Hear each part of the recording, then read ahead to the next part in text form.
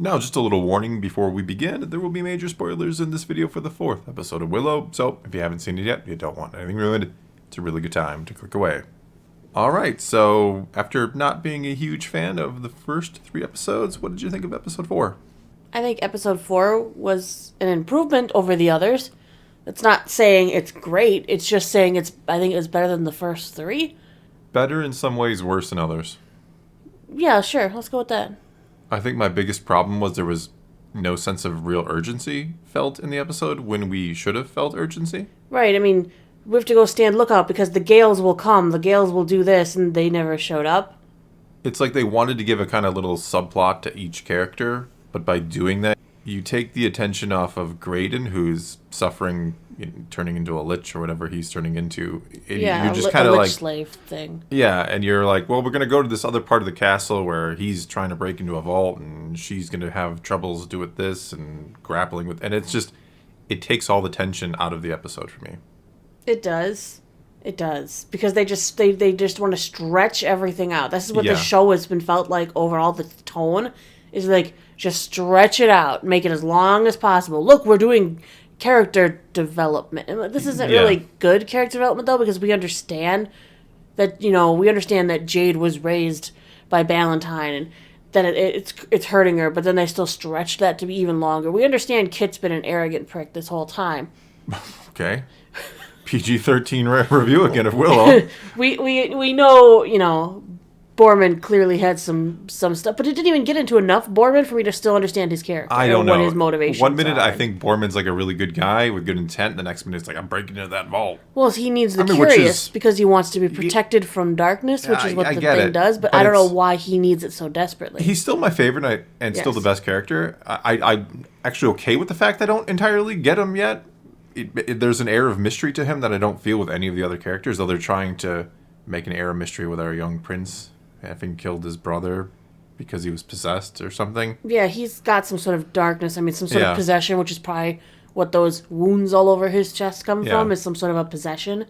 But no, my biggest gripe is if this were a movie and, your one of your characters got poisoned and we're going to have to go to this castle, this would be like a 5 to 10 minute sequence, right? You'd get in there, you're like, what are we going to do? Oh, and the first thing they do is have dinner. Graydon's tied to the floor, and they're all like, let's have dinner, guys. I'm hungry. But no, it would literally be, what are we going to do? He's poisoned, and there'd be some franticness, and finally if we can find all these things in the castle, they'd go out and find him quick, bring him back, and kind of either save him in the nick of time, or he'd turn. Mm-hmm. And it's like you drew what would normally, again, be like a 5 to 10 minute kind of sequence into a movie, into this 45 minutes of them meandering around trying to do character development. The most obvious trap ever. Yeah. Well, I think we all knew he wasn't. Willow took the poison and he's in the tower. Like, oh my goodness, really? You're gonna fall for that? Why would he have fallen? Willow's the one who warned you about all this. You don't think he was prepared? No, clearly you either A, fooled Willow or overpowered him somehow. Even though Willow looked to be in fine form when he came upstairs. Yeah.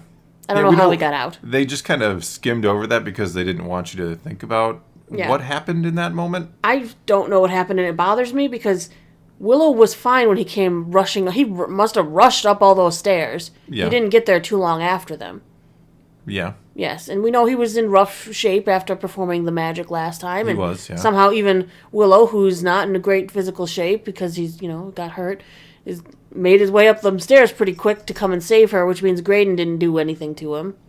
Yeah. So did Willow just walk away because he's like, I need to go get more ingredients or something? I need to get more poultice. I need to get more this or that. And somehow that's when Graydon's like, pop out of my chains. Yeah. Now that I think about it even more, it makes less sense. There you go. Did Willow turn around and turn back and Graydon's gone? And he went running after him, or he went into the kitchen to go get some more lunch because Willow wasn't hurt in any way. He comes out and he's like, crap. So how did he get away from Willow? How did he get out of... He had to break himself out after Willow walked away. Yeah. It's the only explanation. It's literally the only explanation. But why... Is that Willow walked away and he broke himself out. Oh my goodness. Maybe he was like, I need more water. And Willow's like, I'll go get you some. And he walks away. And Graydon's like, boop, out of my chains. That's literally how it happened, I think. Yes. I think my favorite part of the episode was when he called him Peck. From the original. I know I'm a terrible person. A terrible person. A slur is my favorite part of the episode, but it was a callback to The to derogatory the first movie, yes. term for the Elwins. Yes. I don't know why. I'm just a bad person that I like slurs being my favorite part. But it was nice because I actually, in that first, we started to watch that first episode. I'm like, I looked at you like, you think we're going to hear Peck uttered in this show? And, I think we both came to the conclusion, probably not going to happen. And then it happened. And then it happened. A surprise to be sure. And oddly a welcome one. Kit finally fessed up about the bush. I don't know why that had to take so long. Why Kit has to be so arrogant. Nobody can be better at her than anything. Now she's finding out Laura, the kitchen girl, who she loves to demean. Yeah, that's... Loves to, why did Jade fall in love with her? Arrogant princess who loves to demean people and be better than them. Come on, give me a reason. Where's her redeeming quality? Because I haven't seen it yet.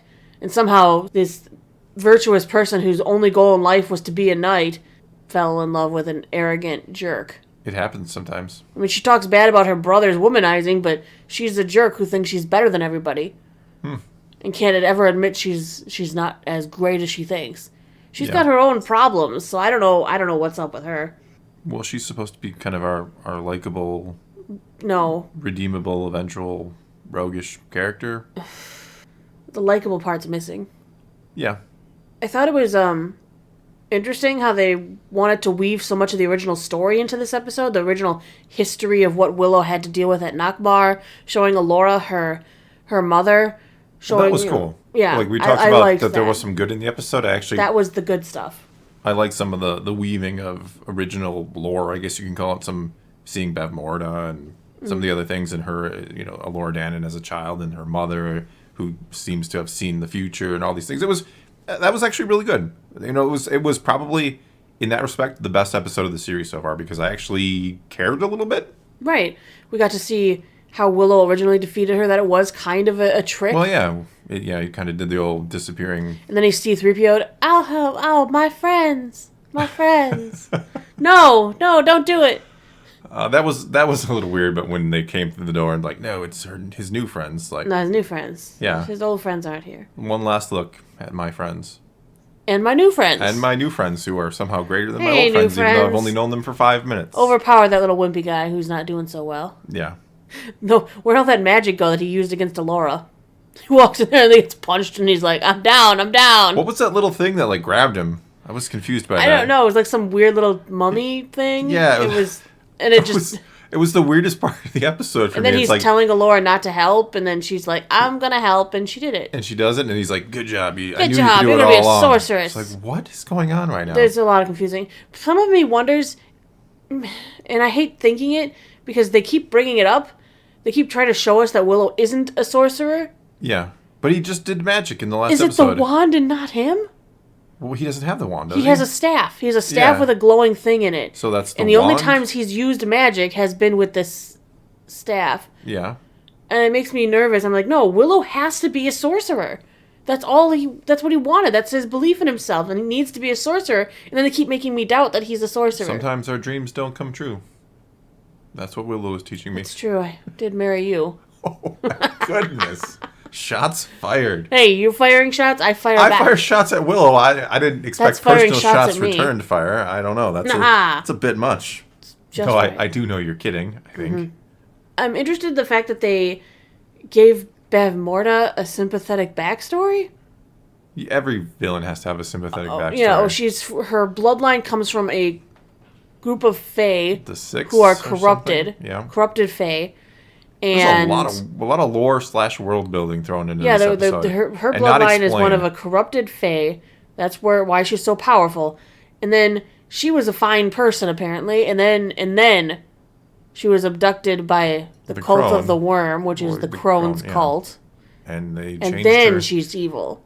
I don't know. I don't want to have sympathy for her.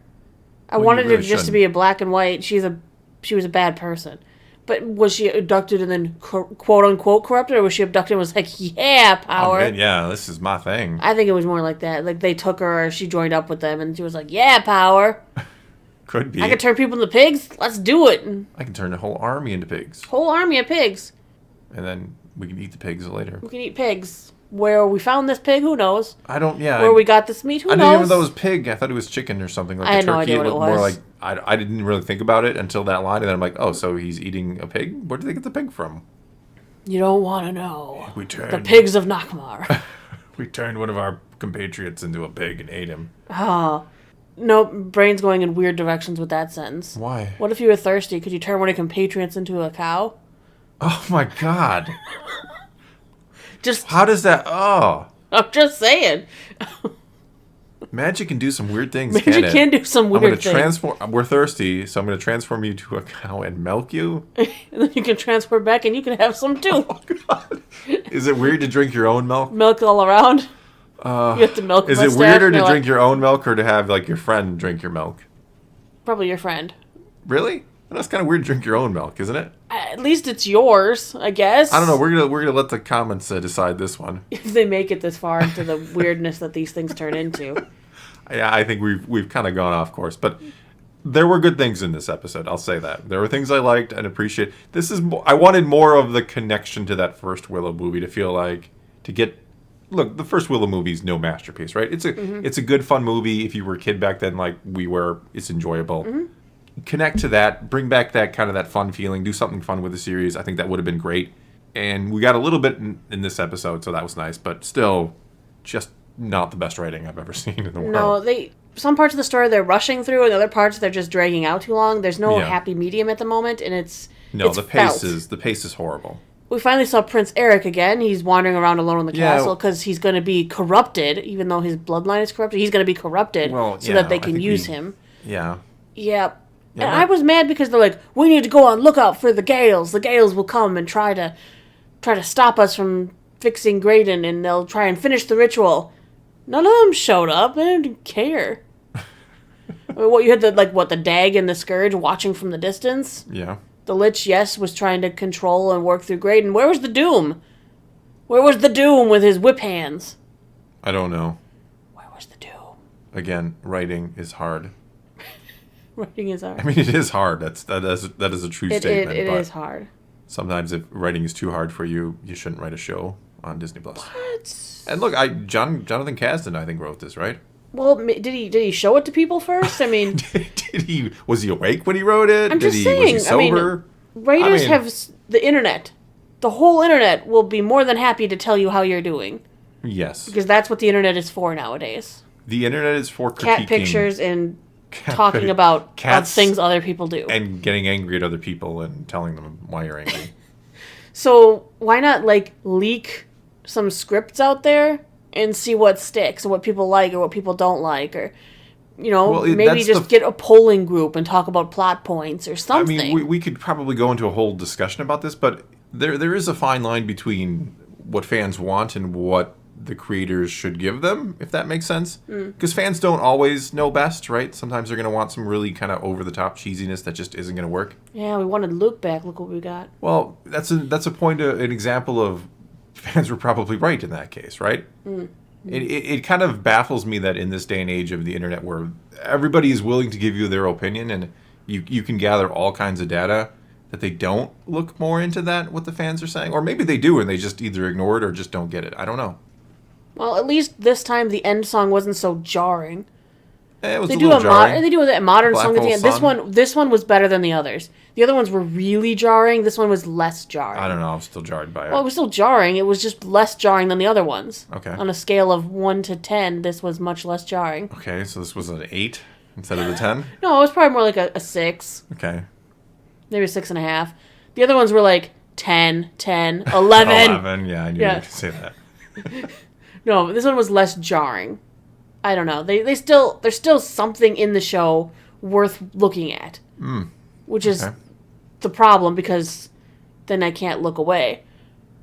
Because it's a train wreck. Right. There's still acting issues. Some of them are very wooden or stiff or weird about their roles. The acting all around I don't want to say Warwick Davis isn't acting up to his potential. I love Warwick Davis. He's humorous. I love him at Star Wars Celebration every year. He does a phenomenal job, and so I don't want to say bad things about the guy. But maybe he's just acting more like he acted in the original Willow. He feels like he's reading his lines off a teleprompter. Like, doesn't know why he's saying them. He's just saying them.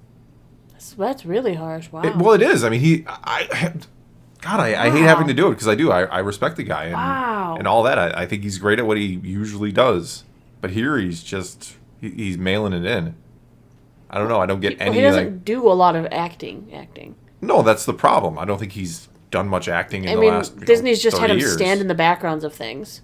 Well, he's good at. I mean, like I said, he's really good at the Star Wars celebrations. He's good at that sort of thing. Well, but that's he's not acting. He's just letting himself shine through. He's presenting. Yeah, he can just be himself, and that works really well.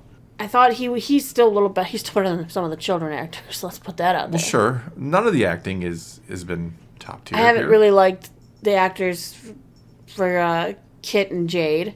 Alora's been okay-ish. Some of her dialogue is jarring, but that's not her fault. A lot of modern jargon in with some high fantasy jargon isn't really mixing well for me here.